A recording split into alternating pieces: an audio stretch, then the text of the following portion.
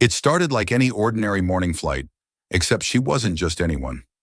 Alexandria Ocasio-Cortez walked into the terminal alone. No cameras, no entourage. Just a congresswoman in a black coat, trying to make a quiet trip for something that mattered. But at Gate 12B, they didn't see her. They saw what they expected to see.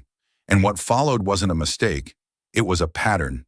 Her name suddenly flagged, her seat reassigned, her ID dismissed like it carried no weight. No shouting, no spectacle. Just a calm voice asking a question that no one wanted to answer. Until she said 7 words. And in that moment, the terminal froze. Not because they knew who she was, but because they finally saw what they were doing. This story is fictional, but it speaks to real experiences far too many have lived. The names, the details, they're imagined. But the emotion, the silence, the doubt, the fire behind the restraint, that part is true. For anyone who's ever been made to feel invisible in a place they had every right to stand, this story is for you. The airport wasn't crowded yet, just the quiet shuffle of early travelers, heads down, coffee in hand, eyes still not fully open. The kind of morning where everything feels half awake.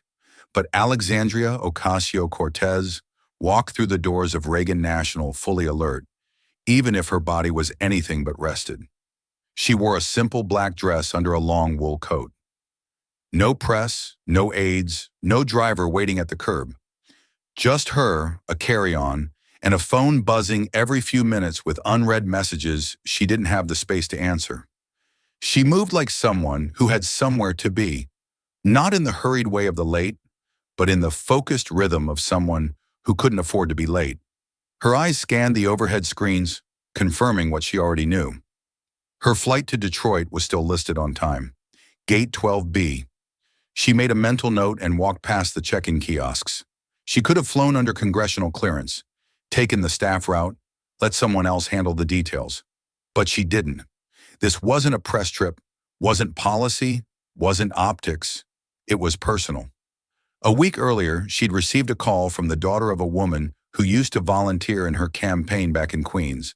Maricela Torres, a legal immigrant and single mom, now held in a private IC facility on what the lawyers were calling procedural misclassification, which was just code for no one wanted to take responsibility. AOC didn't promise she'd fix it. She promised she'd show up. That was it. She'd learned not to promise what wasn't hers to deliver. But being there, standing beside the family when they visited, helping them navigate a system designed to exhaust people into silence, that was something she could do, something she would do. She hadn't slept properly in 3 nights. 2 town halls, a judiciary hearing, and 1 brutal panel discussion where she'd had to explain, again, why due process wasn't a loophole. Her inbox was overflowing, and someone on her team kept texting about a leaked email she hadn't read yet. But right now, none of that mattered. All that mattered was getting on that flight. She passed a man in a suit who glanced up from his phone, did a double take, then lowered his voice to whisper to the woman beside him, "Is that?" AOC heard it, but didn't react. She was used to that flicker of half recognition. It was part of public life. People seeing you, but not really seeing you. Sometimes they smiled, sometimes they scowled. Most just watched, unsure whether to speak or stare. Her pace never changed. She knew how to carry herself. Years of being underestimated had taught her that how she entered a space often changed how she was allowed to exist in it. So she stood tall, even when her back ached from the weight of everything she wasn't saying. The air inside the terminal felt sterile, overcooled. Her fingers tightened around the handle of her carry-on as she reached the check-in counter. She could already sense it, something subtle, something off. The kind of tension you can't name yet, but your body picks up on before your brain catches up. Behind the desk sat a young man, probably in his early 20s, scrolling quickly before looking up. For a second, their eyes met. He blinked, then looked back down. There was a smirk, just barely there. She'd seen it before. It never lasted long, but it always said the same thing. "I don't think you belong here the way you think you do." And just like that, something shifted in the air. Not loud, not obvious, just enough to make her take a deeper breath. She wasn't sure if it would matter this time, but part of her already knew. This trip wouldn't go as planned. She pulled out her ID, boarding pass already open on her screen. "Good morning," she said, calm and clear. The man didn't answer right away, just stared at the screen a second longer than necessary. And that pause? That pause was the first red flag. Even before the words came, she felt it. This wasn't going to be routine. Not today. Not at Gate 12B. And not for someone like her. The line wasn't long. Just a handful of travelers at this hour. Business suits, tired parents, a couple in matching sweatshirts holding coffee, like it was the only thing keeping them upright. AOC waited her turn without urgency. She was used to lines, used to systems, used to the unspoken language of being scanned, weighed, doubted. But still, she believed in process. That belief had been bruised over time, but never fully broken. When she stepped up to the counter, the young man behind it barely glanced at her. He looked about 22, with a name tag that read, Cullen, and the kind of half-smile that didn't reach his eyes. AOC offered a polite nod and held out her phone with the digital boarding pass ready. In her other hand, she already had her government ID. "Hi," she said evenly. "Flight to Detroit, Gate 12B, checking this bag." Cullen took the phone, scanned it, then looked at the screen. A second passed, then another. His fingers hovered over the keyboard, hesitated, and tapped slowly. "Huh," he muttered. "Looks like there's a flag on this." AOC tilted her head slightly. "Flag? Yeah, security verification or something." He didn't look up. "It says you've been randomly selected for ID recheck." "I've flown this route 3 times this year," she replied calmly. "That's never happened before." Cullen shrugged, then gave her a quick glance that slid off her like water off stone. "Random's random," he said, then turned to gesture towards someone behind him. "Hey, Amanda? Can you take a look at this?" A woman in TSA blue approached. Mid-30s, short-cropped hair, tired eyes, not unkind but not exactly warm. She gave AOC a brief look before focusing on the screen Cullen pointed to. "What's the issue?" she asked. "She's flagged for verification." Amanda nodded once, almost mechanically. "Okay, we'll need to recheck credentials. Stand over there, please." AOC didn't move yet. "I've already shown my ID, my name, my status, everything is accurate. What exactly is being verified?" Amanda's tone was flat.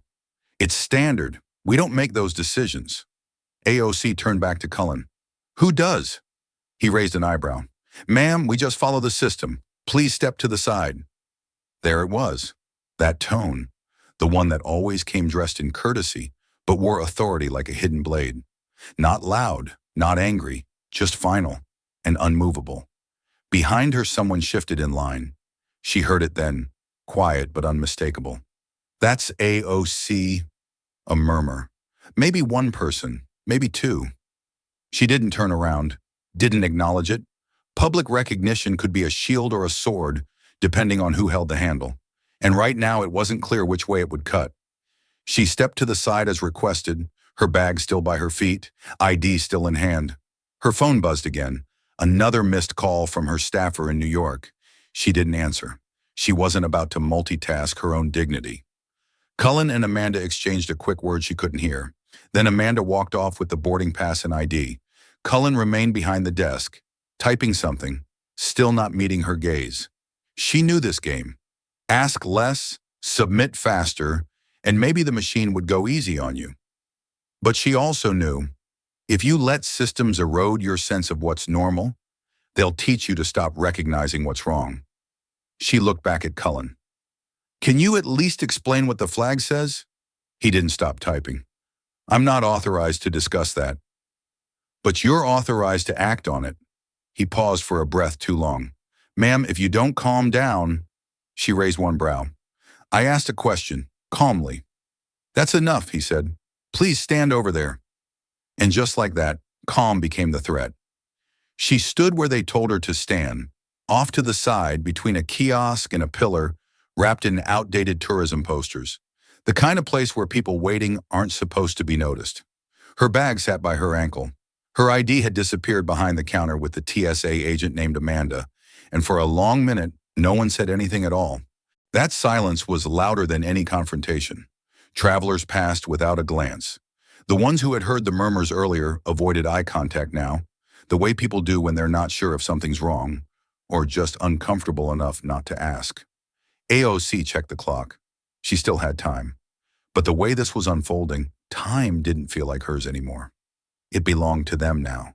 The agents, the system, the algorithm no one would name. A second TSA officer approached, taller than the first, with a jaw so tight it looked like it had been clenched since sunrise. He didn't introduce himself, didn't smile, just scanned her from head to toe before speaking. "We're going to need to conduct a full-body screening." Her eyes didn't flinch. "Why?" "Standard protocol." She paused. "This hasn't happened the last 3 times I've flown this route." He didn't respond. She tried again, voice even. "What triggered this?" "I'm asking respectfully." Still nothing. Another officer, this one shorter, older, wearing gloves already, stepped beside him. He gestured. "Right this way, ma'am." She didn't move immediately, not in defiance, but in clarity. These weren't procedures playing out. This was choreography. Practiced, silent, unquestioned. And by the looks of it, they'd done this dance before. She picked up her bag, followed them into a side hallway. Fluorescent lights buzzed. A beige wall bore a faint scuff where a rolling cart must have hit it too many times. There was no window, no witness. Just a door with a keypad and a sign that read, "Secondary Screening." They stopped before it. One officer turned to her. "We'll need you to empty your pockets, remove your shoes, and step inside with arms out." She raised an eyebrow calmly. "Do I appear armed?" "No, ma'am." "Do I appear threatening?" He shifted. "This is not personal." She smiled. Tight, practiced, quiet. "It never is, until it is." They didn't answer. She removed her coat slowly, revealing her plain black dress underneath. Simple, unadorned, professional. Her shoes clicked gently as she stepped out of them. She placed her phone on the tray. Her voice didn't rise, but it gained weight. "You've seen my ID. You know I'm a sitting member of Congress." The older officer gave a quick nod, almost reflexive. "That doesn't override verification procedures." She stepped forward. "But it should mean something." No one replied. They scanned her, patted her down, searched her carry-on. They pulled out her notes for the visit, typed outlines, printouts from immigration attorneys, even a hand-drawn card from Maricella's daughter that said, "Gracias por ayudar a mi mamá." The agent handling the folder flipped through it without comment, then stuffed it back inside loosely, out of order. She said nothing, but her fingers tightened. When it was done, they stepped back. No apology, no explanation, just a nod that meant "You may go now." She looked at the door that led back to the main terminal. Her flight hadn't boarded yet, but it was close. Still, she paused.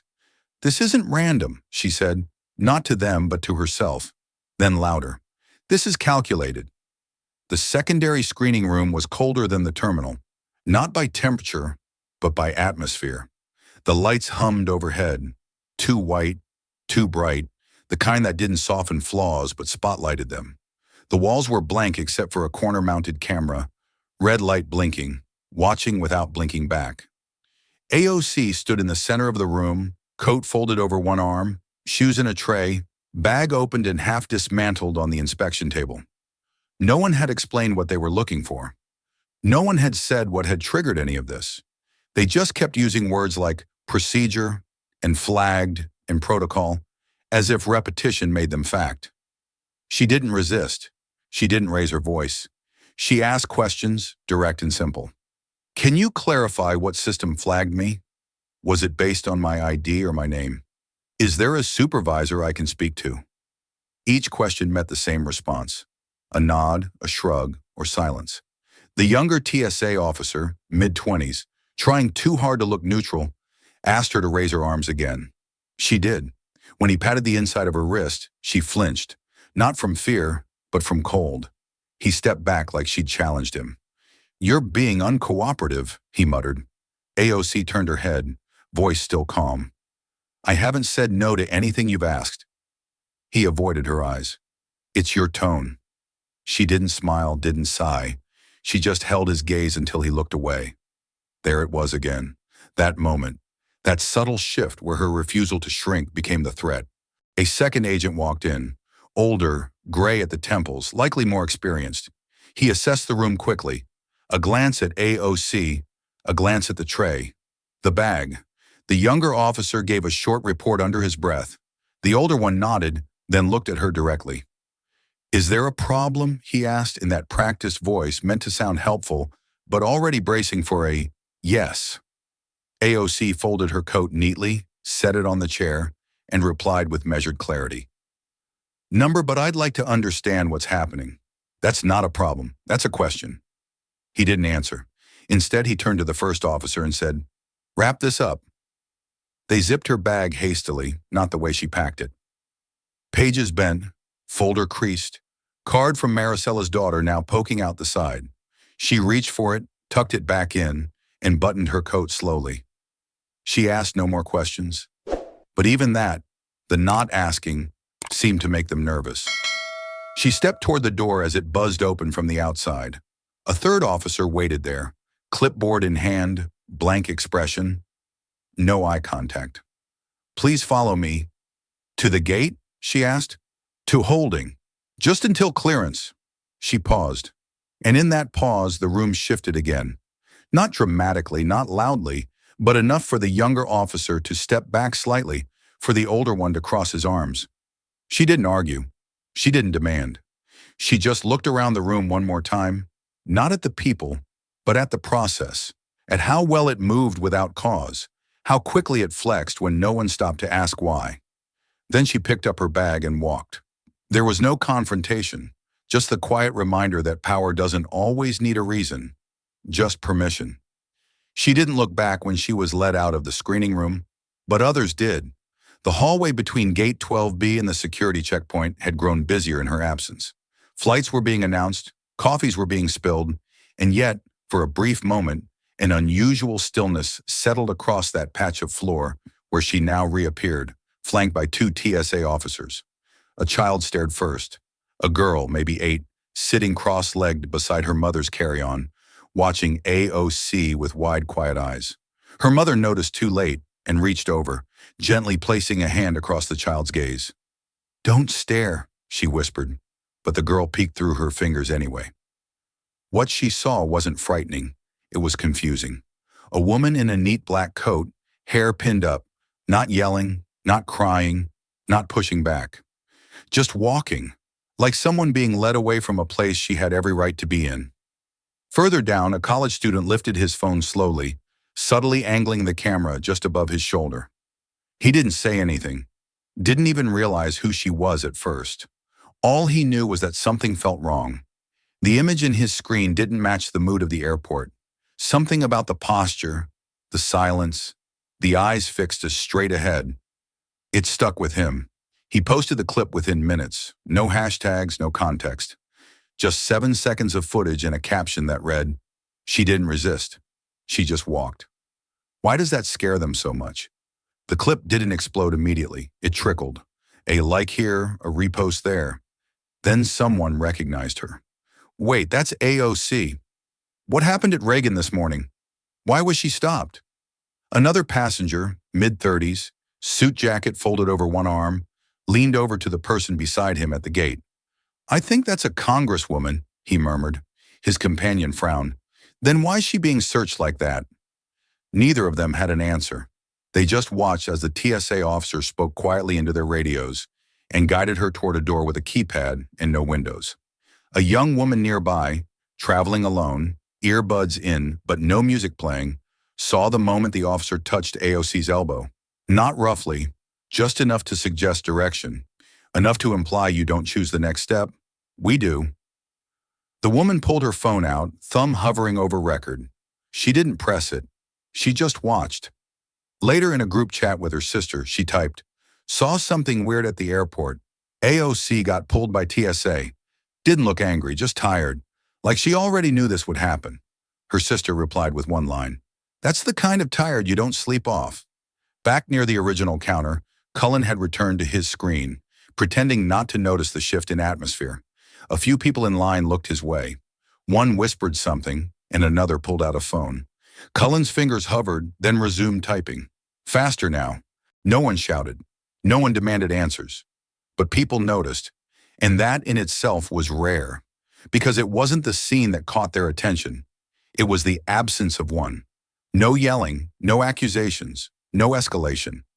Just a woman who'd asked a question in a system that didn't like the sound of it, the silence of it, the confidence of it. Later, a woman from Oregon would comment under the video that eventually went viral. "I don't know why they pulled her, but I know what it felt like to watch. And it hurt. It hurt because I've been her. Maybe not with a badge, but with that same silence swallowing my questions." The hallway back to the terminal felt longer the second time. AOC walked behind the TSA officer, her bag now zipped with none of the care she had packed it with. Papers inside shifted. A sleeve of her coat had come loose and was dangling from one corner of the side pocket. No one offered to fix it. No one looked her in the eye.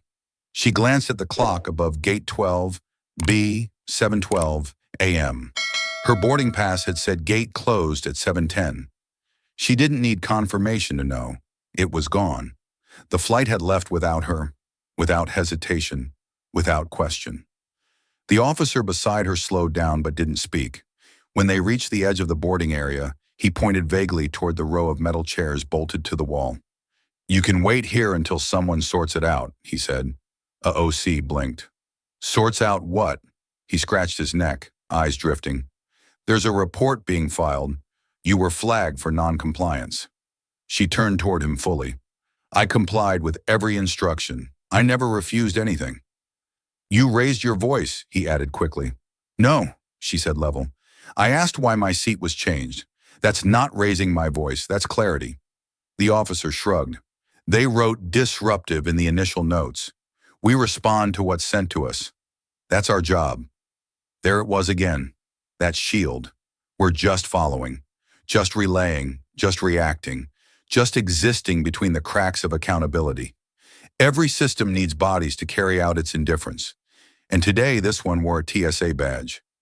AOC sat down slowly on the cold bench, hands folded neatly on her lap. Her bag beside her, slightly open, files still disorganized. A corner of the envelope marked ICEVISIT peeked out. She tucked it back in without urgency. Across the terminal, passengers moved without interruption. The woman with the child was gone. So was the student with the camera. The world had resumed and she had been left behind, not just by the plane, but by the rhythm of the day. No one from the airline approached. No one apologized. No one offered a next step. She unlocked her phone.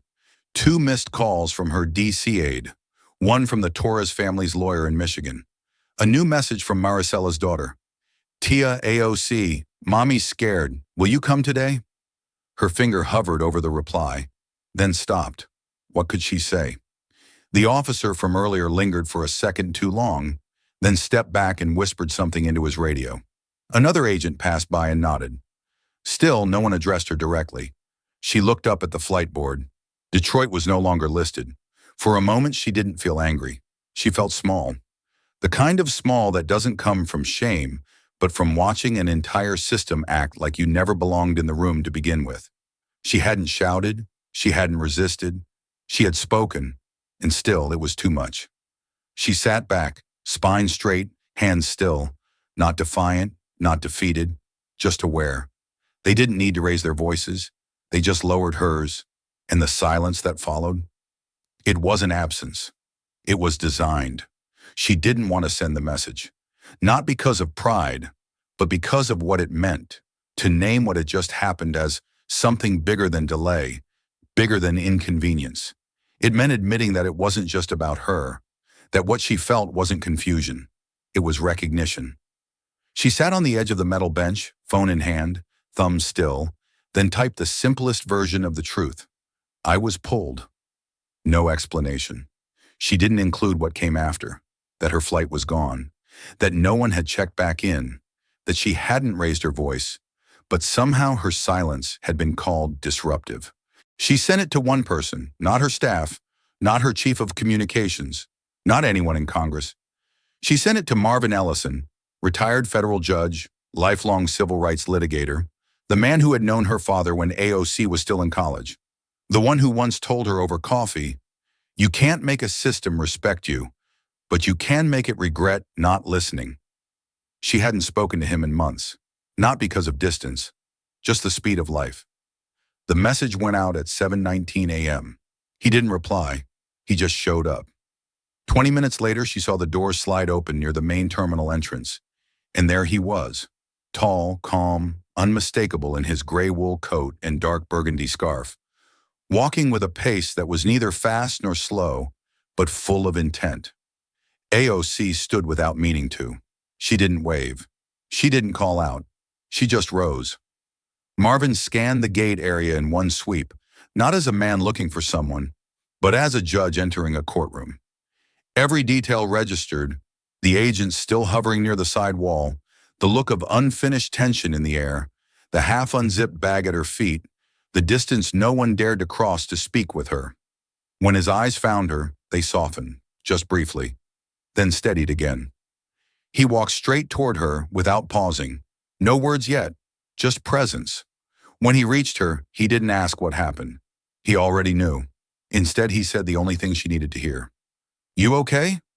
She nodded once. Not the kind of nod that says yes, the kind that says not yet, but I will be. He turned immediately, eyes on the nearest TSA officer. The man stiffened under the weight of that gaze.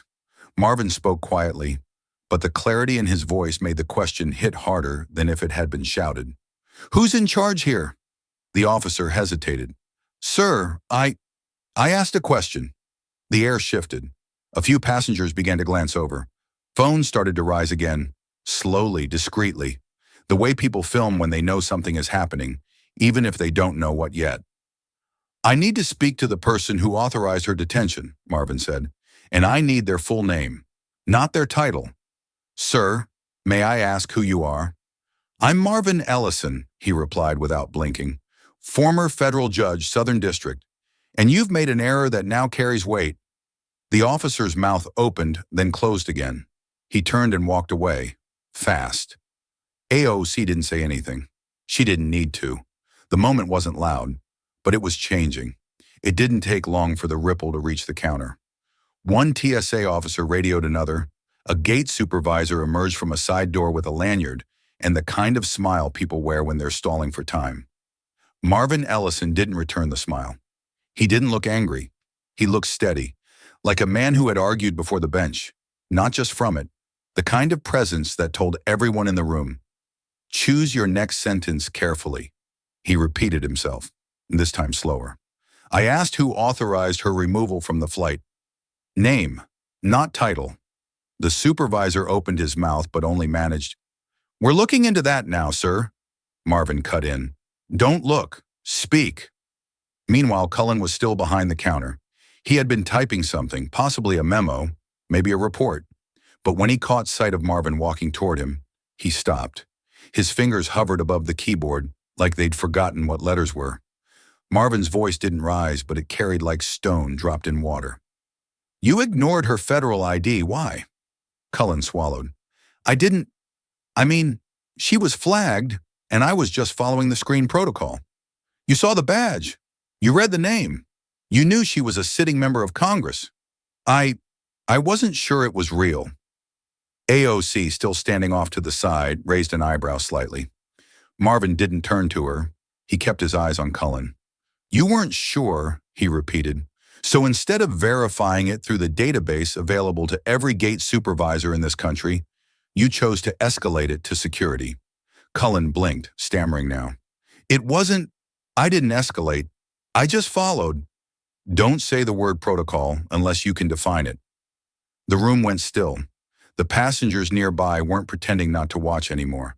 A woman holding a boarding pass stopped mid-step.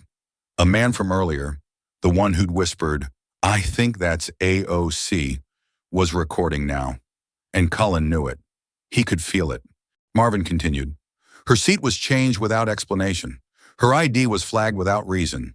She was led away from a flight she paid for after showing credentials that hold legal weight in all 50 states. She was not loud. She was not combative. She asked a question. That was the offense." Cullen finally looked at AOC. Just for a moment. He didn't find anger in her expression. He found clarity. and that somehow unnerved him more. The TSA supervisor, still hovering, cleared his throat. "Judge Ellison, I understand your concerns." Marvin turned to him sharply. "You understand the optics. Don't confuse that with understanding the problem." No one spoke, and in that silence, something changed. The room didn't get louder, it got heavier. Like everyone in it had suddenly realized they were no longer observing a delay.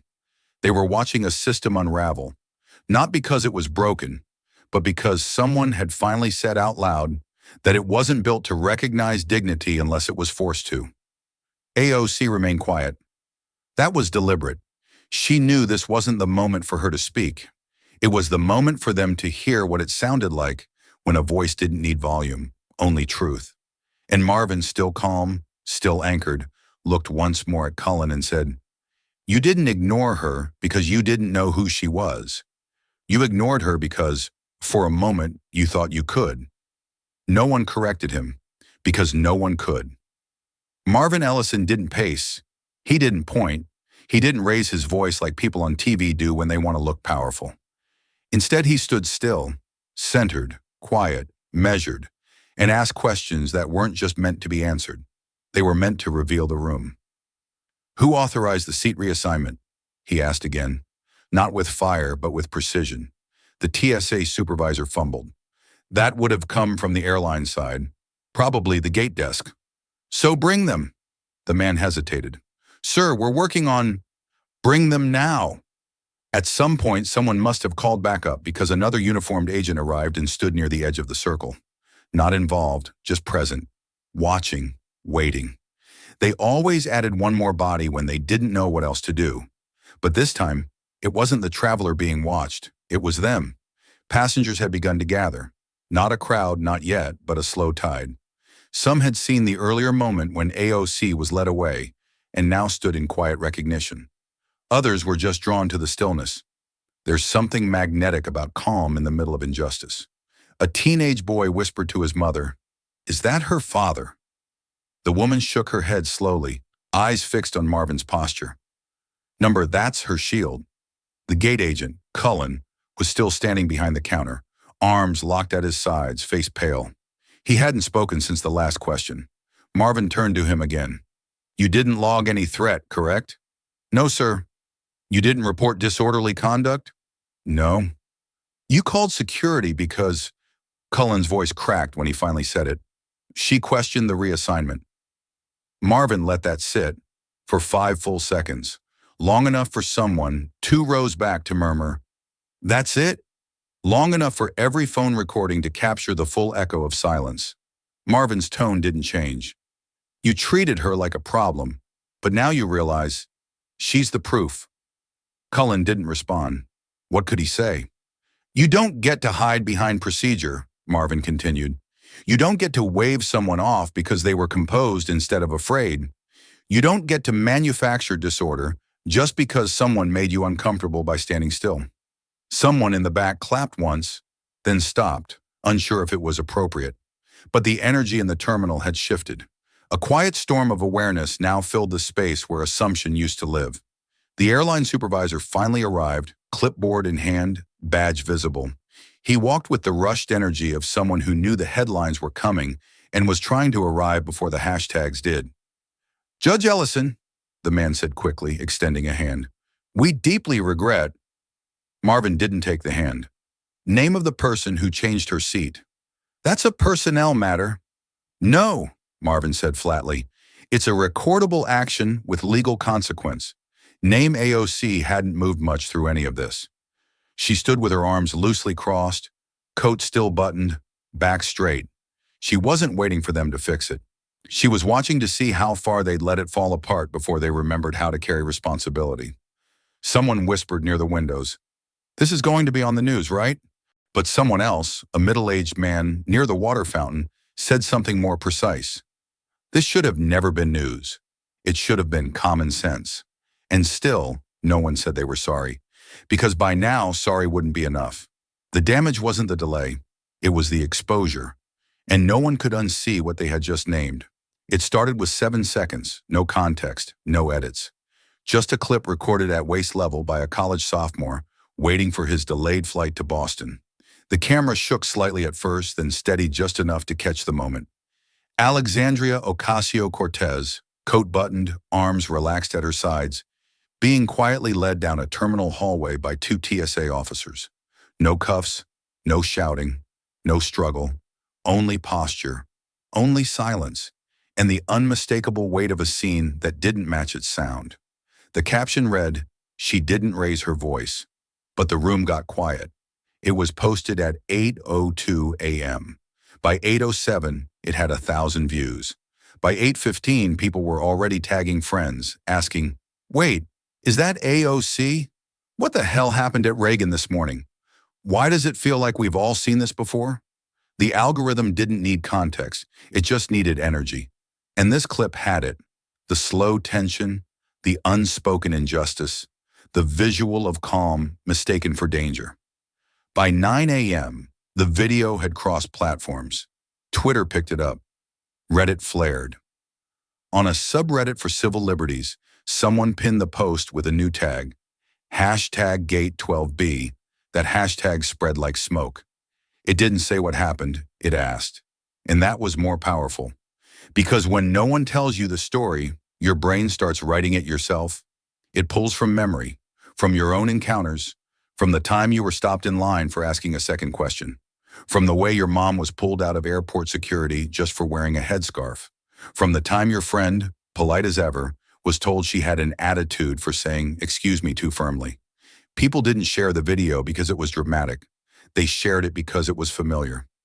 Someone on Twitter wrote, "She's being led away like she did something wrong, but all I see is a woman who made them uncomfortable by standing still." Another user replied, "Funny how silence becomes the loudest thing in the room when power doesn't know how to control it." By mid-morning, journalists were reaching out to AOC's team. Calls, emails, messages flagged as urgent. No response yet. And that silence only amplified the noise outside. Because AOC wasn't posting. She wasn't explaining. She wasn't reclaiming the narrative. She was letting it breathe on its own. And it did. An old clip from one of her floor speeches began recirculating, a moment where she said years ago, "I'm used to being talked over. I'm just not used to being heard." That's what scares them. It wasn't related to the airport, but it felt connected, and feeling often spreads faster than facts. By noon, airport employees were being asked to submit internal reports. TSA supervisors had been briefed. Airline PR teams were holding meetings in back offices, adjusting draft statements they hadn't expected to need. Still, AOC remained quiet. She sat in a chair near an empty gate, scrolling through messages she didn't open. She didn't need to. She knew what they would say. Back on TikTok, the original clip hit 1.2 million views by early afternoon.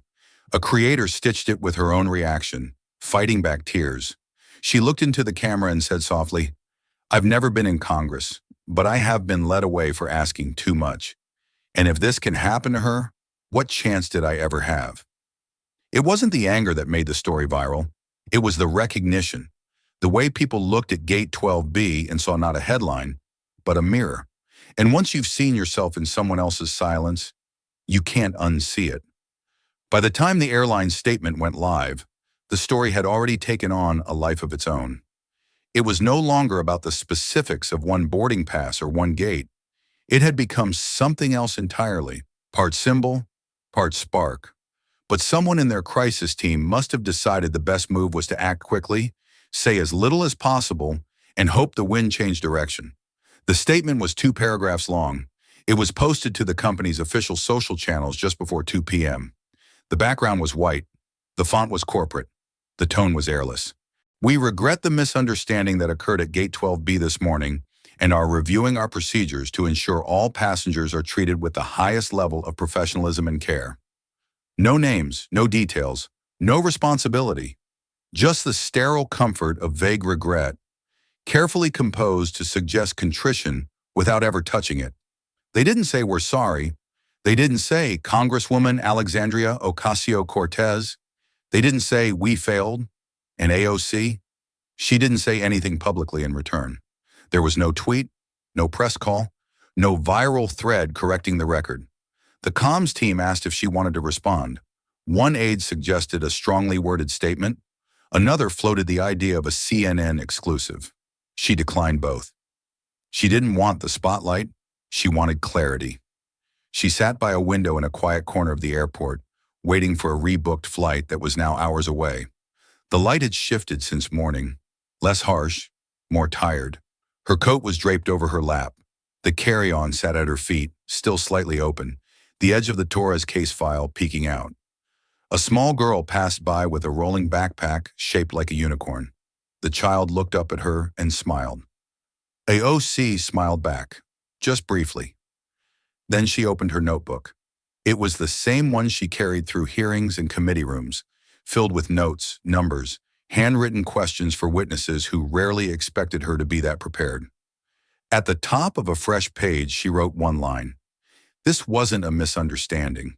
It was muscle memory of power unchecked. She underlined it once, because that's what it felt like.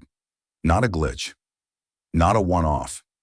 Not an unfortunate confusion about ID or tone. It felt rehearsed, like something that had been done before, not by that exact agent or at that exact gate, but by the logic that runs beneath the system. The quiet reflex that teaches people to doubt, calm when it comes from someone who doesn't fit the image they expect to apologize. The apology they issued wasn't wrong. It just wasn't for her. It was for the press, for the shareholders, for the metrics team watching engagement charts and sentiment trackers tick like heart monitors. Meanwhile, she was still sitting in the same clothes, still thinking about the girl whose mother was behind ice bars, still reflecting on how quickly dignity could be paused with one keystroke and how slowly it was ever restored. Her phone buzzed again, another message from staff, another outlet asking for a quote. She silenced it, not because she had nothing to say, but because sometimes silence speaks clearer than damage control. And if they wanted to know what she thought, they'd have to look at what she wrote when no one was watching. They didn't come from official emails or curated hashtags. They came from Gmail accounts with numbers at the end, from inboxes labeled primary and spam, from handwritten messages scanned by office staff who didn't know what to do with them, except print and stack them into quiet little towers on the edge of AOC's desk. By the end of the day, she had received over 400 messages. Some were short, one line, barely punctuation.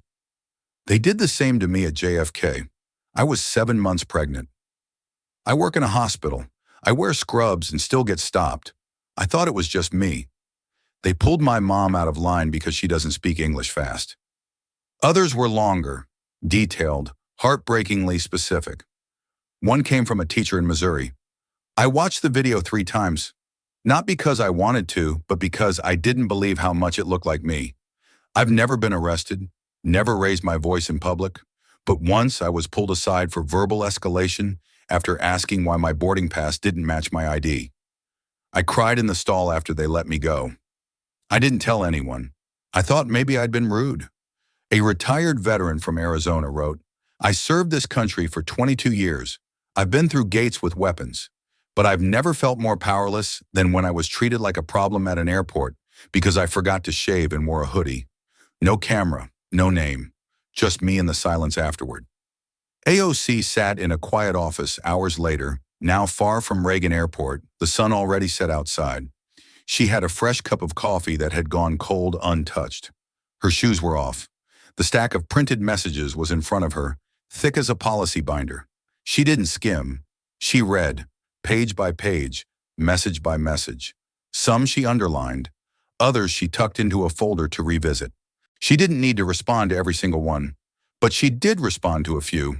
To a young woman in Dallas who had written, I saw myself in the way you stood still. I've never had the words for that kind of strength. AOC wrote back, stillness isn't weakness. It's knowing you don't have to perform to prove you belong. To a mother from North Carolina who said, they told me I was too emotional. I had just been told my father died, but I was pulled aside for inappropriate tone. She replied, grief shouldn't be policed, neither should your voice.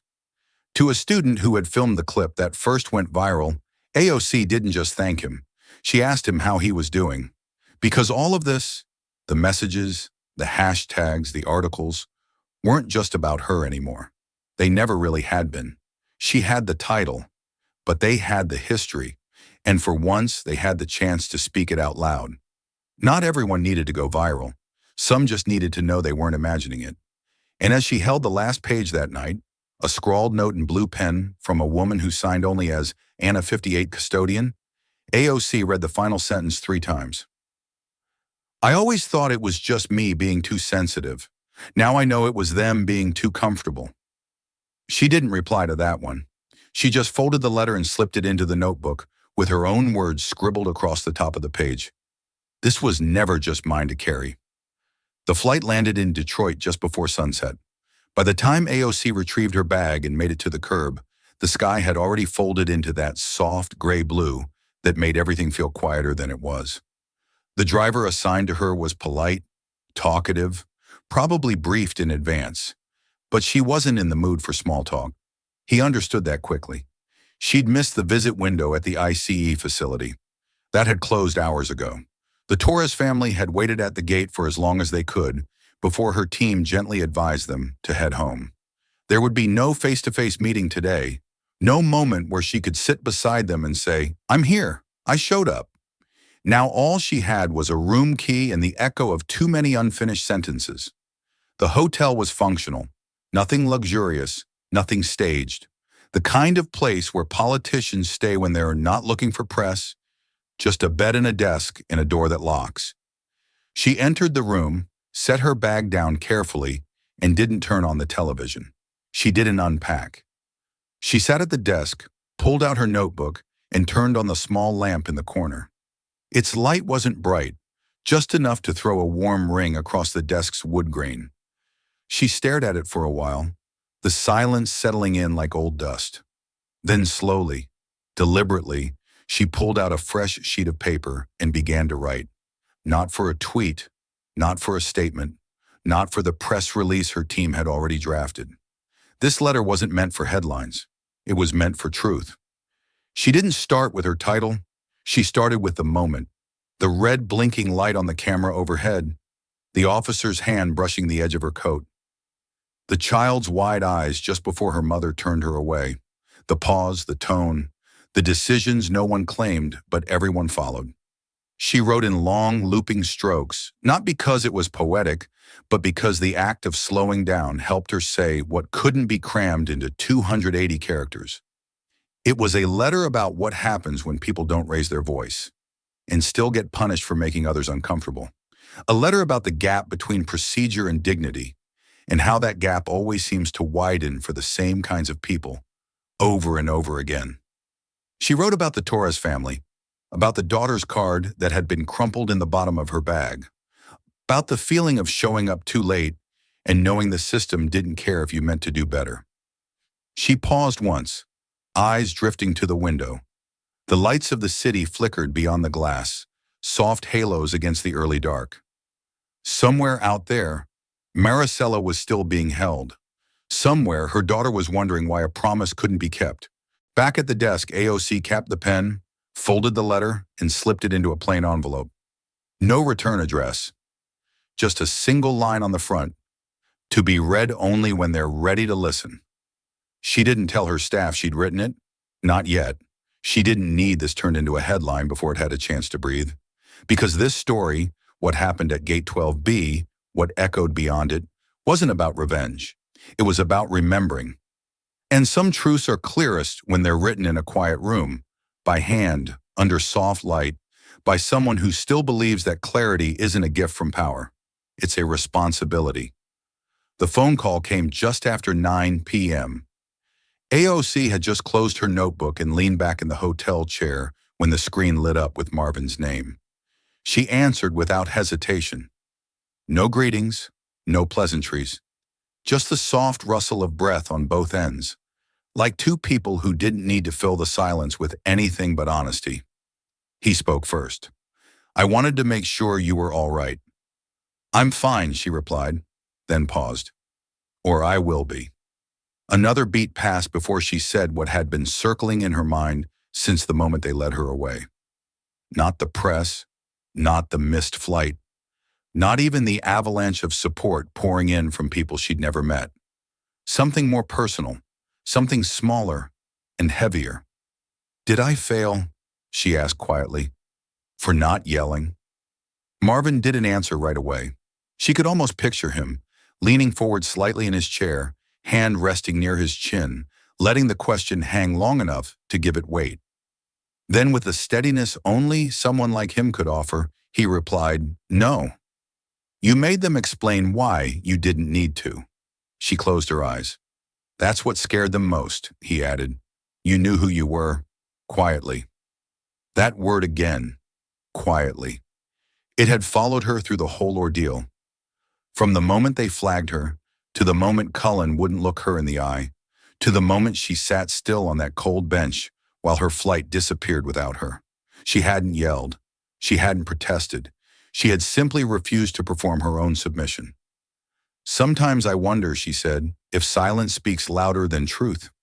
"It doesn't," Marvin said, "but it makes people hear truth differently, especially when they're used to ignoring it." She smiled, not with joy, but with recognition.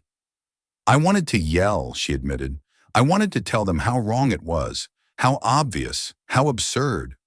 But all I could think was, if I do that, they win. If I raise my voice, they write it down as proof." "They were already writing," Marvin said.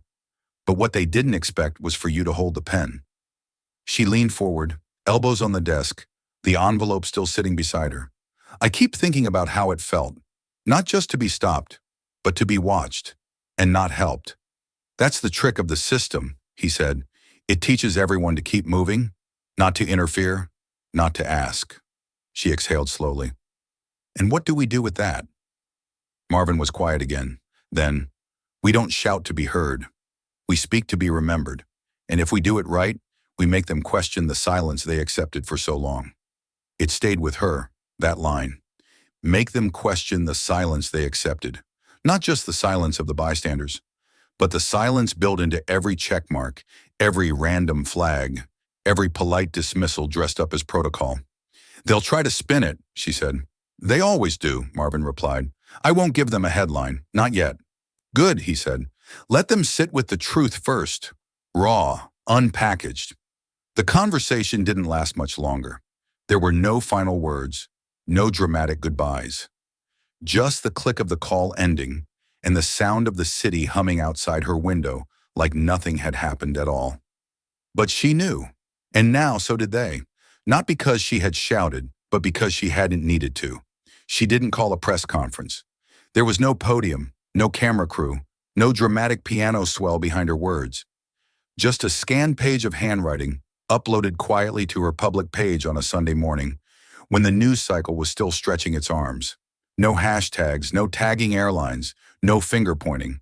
The note began plainly. "Dignity isn't situational. It should never require recognition." AOC's handwriting was steady but unpolished. A few cross-outs, a marginal arrow, a single water ring on the bottom edge. It wasn't meant to perform, it was meant to speak. She didn't mention TSA, didn't mention Gate 12B, didn't name Cullen, but anyone who had followed the last 72 hours knew. They knew about the missed flight, the silent videos, the woman who didn't yell. They'd seen the commentary, some furious, others confused. Why hadn't she escalated? Why hadn't she resisted more visibly? In the letter, she never answered those questions directly, but her tone made one thing clear. She had nothing to prove. "I've had the honor of being recognized," she wrote, "by name, by title, by platform. But I think often about those who don't get that recognition and how proximity to power should never determine whether one's humanity is respected." The letter wasn't long, barely 5 paragraphs, but it rippled through the media like a tremor. It didn't read like an attack. It read like a mirror being held up to a system no one wanted to admit they were part of. One sentence in particular began circulating across platforms, quoted by teachers, shared by clergy, reposted by young organizers. "If I weren't who I am, would this still have happened?" She didn't answer that question either. She didn't have to. The weight of it was enough. There were no calls for boycott, no lawsuits mentioned, no appeal to outrage. Instead, she closed the letter with a phrase that felt more like an invitation than a demand. "May we build systems that do not require humiliation to prove innocence. May we recognize power not by how loudly it speaks, but by how quietly it listens. That line, how quietly it listens, stayed with people. It wasn't the speech pundits expected. Some criticized her restraint. Others praised her clarity. But what unified nearly everyone was the emotion behind the words. It wasn't performative grief. It wasn't sanitized PR. It was the sound of someone refusing to become bitter, while refusing to let silence be mistaken for surrender. A former TSA officer anonymously posted a response on Reddit that afternoon. "I've seen how profiling happens in slow motion," they wrote. "It's not one big thing. It's 100 small ones." Her letter put it better than I ever could. On Instagram, a teacher wrote under the scan, "I'm using this in class Monday, not as a political document, as a civics one." By nightfall, major outlets had picked it up. But AOC didn't respond to media requests. She didn't issue a follow-up. She just let the letter stand, unfolded, unfiltered. It was a reflection, not a reaction. And in a world trained to reward volume, that made it all the more deafening. The story was no longer just hers. It had crossed that invisible threshold, from one woman's experience into a mirror for many. In the days following AOC's handwritten letter, inboxes across multiple platforms filled with stories, some short and raw, others detailed and aching. The comments section of her post became an unexpected archive of lived injustice. A single mother from El Paso posted on her personal blog, "I cried when I watched that clip. I remembered the day I got pulled aside at LAX for speaking Spanish to my son. They said it was a language check, but fear doesn't need translation." Her words were shared over 15,000 times by nightfall. She wasn't famous, just tired of not being believed. A retired veteran wrote under the hashtag #Gate12B, "My daughter, a college sophomore, was once denied boarding because her Afro puff was deemed unusual by a supervisor. We laughed it off then. We shouldn't have." He ended with a line that struck a chord with many. "We taught our kids to comply. But maybe it's time we teach the system to explain." From Seattle to Atlanta, voices emerged. Not with venom, but with clarity. A Muslim woman recounted how she was asked to remove her hijab at security just to confirm identity. She'd asked quietly if there were any female agents available. There weren't. She complied, but she never flew again. "Until now, I thought I was the only one who left the airport feeling less human." TikTok flooded with duets and stitches of the original clip. A Gen Z college student in Chicago recorded a side-by-side video, pausing the frame where AOC stood still, silent. "This is what fear with composure looks like," she said. "Y'all keep asking why she didn't scream. Ask why she had to calculate whether she could." An elderly black man in Baltimore posted a video, just him and his cane. "I've seen this before. In Alabama, 1963. In New York, 1971. It's not new, but every time it happens again, it feels like we forgot the last time." Some of the most haunting stories came from those who never even saw the clip but felt it anyway. A middle school teacher in Tucson described how one of her Latina students brought up the incident without prompting. "Ms. O, is it true they took her just 'cause she looked different?" The teacher had no easy answer, so instead she printed out AOC's letter and let the class read it together. One student whispered afterward, "I thought only my mom got treated that way." The momentum grew, not like a wildfire, but a quiet tide, steady, unyielding. It wasn't outrage that fueled it, but recognition, a collective inhale, the feeling of "I've been there," or worse, "that could have been me."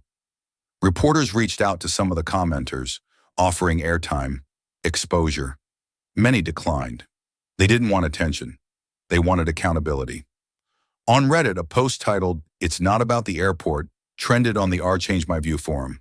The top comment read, "It's about how easily silence is mistaken for guilt, how quickly your calm can be labeled threat, and your presence called disruption." A small group of clergy leaders, Black, Latino, Asian American, released a joint statement echoing AOC's tone. "We are not here to accuse. We are here to remind. Dignity should not require recognition. Humanity should not need a defense." Back in Queens, AOC read every message she could. Her team tried to catalog the ones that included concrete incidents, dates, locations, even names of officers or staff. Not for lawsuits, for memory, for proof that this wasn't isolated, wasn't overreacted, wasn't just one of those things. She didn't repost the stories, didn't tokenize the pain. But in her notes, she added a page. Testimonies from the gate. At the bottom of that page, she scribbled one line from an elderly woman in Arizona who had written in shaky cursive, "I'm 83. I wasn't brave like you. But you made me feel seen, even if just this once." That more than any trending hashtag was the beginning of something deeper than viral. It was the sound of many voices stepping into the quiet and deciding not to leave. The break room was quiet. Too quiet for a federal facility accustomed to constant buzz, radio clicks, and hallway chatter. Cullen sat with his elbows on the table, sleeves rolled halfway up, the TSA badge on his chest dull in the fluorescent light. Across from him sat two supervisors and one HR representative. No cameras, no microphones, just the heavy air of consequence. He wasn't fired, not yet, just placed on temporary suspension, pending review. But in many ways, the silence felt louder than a termination. The manager broke the stillness. "Cullen, let's go over it again. What exactly happened at Gate 12B?" He shifted in his seat. She was standing in the wrong line, or at least it looked that way. She had a valid boarding pass and a congressional ID. "I didn't know that then." "You looked at her ID. It had a federal seal." He hesitated. "Yeah, but..." He searched for something justifiable, some policy clause or safety protocol. She was being difficult. There it was, the phrase, easy, convenient, the one that always seemed to carry just enough weight to excuse action. The supervisor didn't blink. Being difficult is not a crime. A younger HR agent, silent until now, added, "Can you clarify what made you think she was difficult?" He exhaled, thought back. There wasn't shouting, no refusal, no phone out in his face, no threat, no baggage issue. Just her face, her silence, her eyes. "I don't know," he admitted. "She didn't yell. She didn't curse. She looked at me, like she knew I was wrong, and I think that's what threw me." There was no sympathy in the room, but there was attention. And slowly the manager leaned forward. "What did you see, Cullen?" He stared at the table, then finally answered, "A face I didn't understand, and I reacted. I didn't think. I saw a person I couldn't read, who didn't act like she was afraid of me. And for some reason, I thought that meant she was trying to hide something." The silence after that was the most honest thing in the room. He added softly now, "I thought power meant keeping control. But I think I just didn't know what to do with someone who wasn't afraid." The manager leaned back. "We're not here to crucify you, but you need to hear something clearly. That moment you describe, where your instincts took over, is the moment you stopped seeing her as a citizen and started seeing her as a disruption." "She never even raised her voice," Cullen whispered. The younger HR rep glanced down at her notes, then said, almost gently, "And maybe that's why it mattered. Because if she had screamed, people might have assumed she was the problem. But she didn't. So now we're forced to ask, who actually created the disruption?" Cullen nodded. "It was me." The manager stood to close the meeting. "There's going to be retraining, not just for you, for all of us. But this isn't just about policy. This is about perception and whose presence gets treated as a threat without cause." As the room emptied, Cullen remained seated for a moment, not to protest, not to defend, but to absorb. He remembered her face again, not angry, not smug, just still, like someone who had been through this before and had long stopped expecting fairness. He looked at his own reflection in the tinted window. For the first time, he didn't see an enforcer. He saw a mirror of a system that had taught him what danger looked like and never asked him to unlearn it. Outside the room, life at the terminal resumed. Flights called, shoes came off, luggage rolled by. But inside Cullen's head, a single line from the news coverage replayed over and over. She didn't raise her voice, but the room got quiet, and now so had he. The clip was 39 seconds long. No shouting, no struggle, just a quiet refusal to move until someone answered a simple question. Why was her seat reassigned? Why was her name flagged? Why did she, with federal ID in hand, get walked off a flight like a passenger in question? It wasn't a scandal in the traditional sense. No violence, no leak, no dramatic press conference. But it struck something older, deeper, something that didn't need explaining to those who had lived it. CNN ran a segment titled "When Silence Speaks Loudest." MSNBC followed, "Gatekeeping at the gate?" Even Fox News couldn't ignore it, though they framed it differently. Did AOC stage a moment? But the facts were stubborn. She asked one question, and instead of an answer, she was quietly escorted out. The silence, the tension, the posture of those around her, it said enough. By the end of the week, the clip had been viewed over 24 million times. Commentators flooded panels. Some called it an overreaction. Others said, if this can happen to her, what about everyone else? One anchor, a black veteran from Georgia, paused during a broadcast and simply said, "I've been that passenger, and I didn't have cameras." Op-eds appeared across the spectrum. The Washington Post spoke of structural discretion, the kind that doesn't shout its bias, just redirects it through rules and procedure. The Atlantic dissected the cultural silence around what it means to look like a problem before saying a word. What rattled people most wasn't how loud it got, but how quietly it began. In airport terminals across the country, travelers looked twice at staff instructions. Some questioned gate changes with new firmness. A young Latina girl posted a photo of herself at LaGuardia, captioning, "This time I held my ground." They backed off.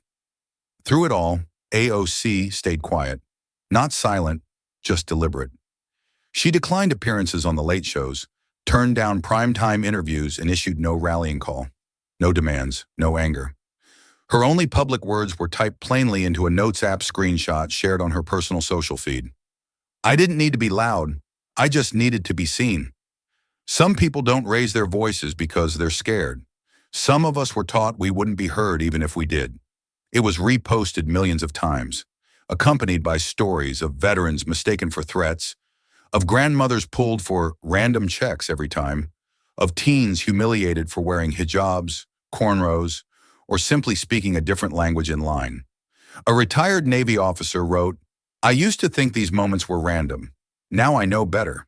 They're just unrecorded." An immigration attorney wrote, "This is why I carry a notepad, so my clients can write down what happened when they're too scared to speak." AOC's refusal to dominate the airwaves only made the story spread faster. Because this wasn't a celebrity scandal, it was recognition. It wasn't about one woman being mistreated. It was about a system that didn't flinch until cameras rolled. And somewhere in the haze of news cycles and expert panels, a new phrase began to surface. Half commentary, half confession. It looked like nothing, but it felt like everything. By Friday, the Department of Homeland Security quietly announced a review of procedural consistency across TSA divisions. It wasn't labeled as reform, but insiders noted things don't move that fast unless the public is watching and remembering. Back in her office, AOC met with no press. She didn't smile, didn't dramatize, didn't claim victory. She reviewed the case of an asylum seeker denied parole, made a note to push a bill on federal oversight for travel discrimination. She moved on. Not out of indifference, but purpose. This moment was never about her. It was about what her silence echoed, what her stillness revealed. In one meeting, a junior staffer asked why she hadn't taken more credit. AOC looked up, steady. "Because I wasn't the story. The system was, and now it's on camera." That's what the nation saw. Not just an incident, but a mirror. And once a mirror is held up, it becomes harder to look away. She sat alone on the old wood bench beneath the grand clock at Union Station. The late afternoon light filtered through the arched glass ceiling, casting long golden beams across the floor. Her suitcase sat quietly beside her, half-zipped, untouched. The crowd moved in streams, tourists, commuters, interns clutching coffee and hope. A girl no older than 20 approached, nervous hands, press badge lanyard swinging at her side. She hesitated, then sat down gently on the edge of the bench, glancing sideways like someone afraid to be rude, but more afraid to stay silent. I saw what happened at the airport, she said, voice catching. It reminded me of my mom. She was pulled aside once too at Newark for asking if she could board early because of her limp. AOC didn't speak at first, just looked at her, really looked, then smiled, small but warm. Then it wasn't just my story, she said. The girl nodded quickly, still avoiding full eye contact. She doesn't talk about it anymore, just keeps her head down in public, pretends like it didn't matter. But you remembered, AOC replied. A pause, the girl whispered. Yeah, I guess I did. Somewhere a train arrival was announced over the loudspeakers. The bench creaked as passengers passed behind them. But for a brief second, in that pocket of stillness, two generations shared something sacred and unspoken, the weight of memory and the power of witnessing. As the girl stood to leave, AOC gently said, "Tell her it mattered, even if no one said it at the time, even if it was quiet. Dignity doesn't expire." The intern nodded, then turned and walked into the crowd, straighter than before. She sat at her desk, a legal pad open, the original town hall draft now marked with slashes and arrows. The first version opened with stats. She scratched that out. "We won't start with policy," she murmured aloud. Her pen hovered.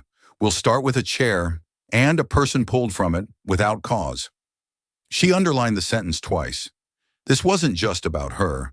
It was about how power disguised itself in routine, how dignity was eroded not with shouts, but with shrugs.